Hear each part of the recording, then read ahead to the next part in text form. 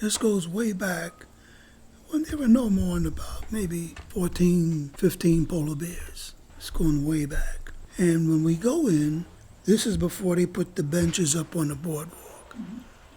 There was no exercise group. Everybody knew how to swim either on their back or breaststroke or what. So we'd go from one jetty to the other jetty, then turn around, swim halfway back, then we'd laugh and joke all the way up to the other jetty. Then we'd come out, people are getting dressed. Where's Gertrude? The clothes are here. There was no bodies in the water floating, and the water only come up to here. Couldn't find her. Called the police. Said our friend was here, and now she's not here. And at the same time the police came, this boat comes in. And these guys were laying their lobster traps.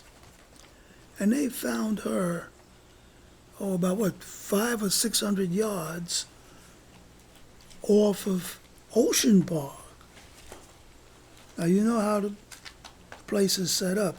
We're at Woburn Park, all the way up to the Steamship Authority, and go out about 500 or 600 yards. She was swimming on her back. She got caught in the current. These guys saw her, and they called out, but she didn't answer. So they figured she's okay.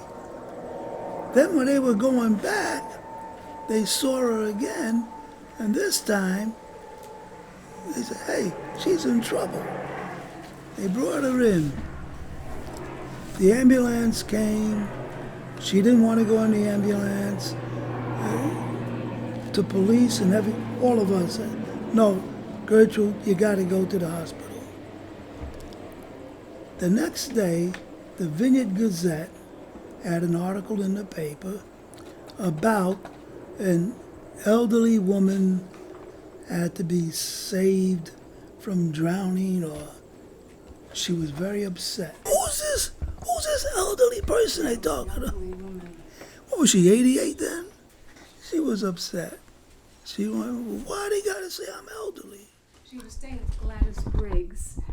Someone came over to me and said, where's Gertrude? And I said, gee, I don't know. Ask Gladys, because she's staying with her. And they said, Gladys said to ask you. So I became concerned, and I picked up my snorkel, and I started to head out to the water, and then I saw the boat coming in, and she was on it. So we called the ambulance, and she did not want to go to the hospital, but she had swallowed water. But while out there, she said, well, if this is the way it's going to be, that's going to be it. But she lived to be at least 100 years old.